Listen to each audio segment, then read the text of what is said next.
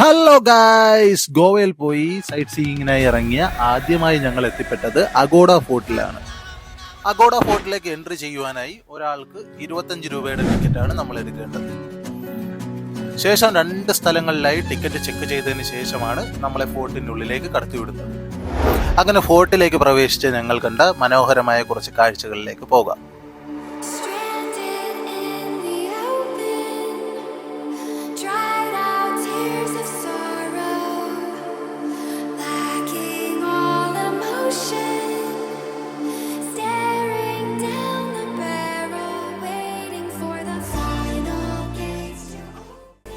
ഈ സ്ക്വയർ ടൈപ്പിൽ കാണുന്ന ഭാഗത്തായിരുന്നു പണ്ട് കാലത്ത് തടവ് പുള്ളികളെ പാർപ്പിച്ചിരുന്നത് എന്നാണ് പറയപ്പെടുന്നത്.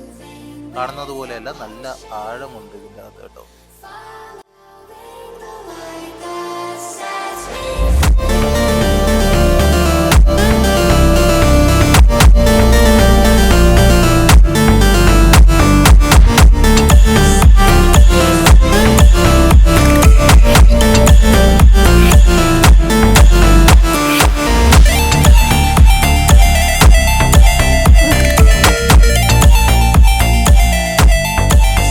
യാത്രകൾ തുടരുകയാണ്.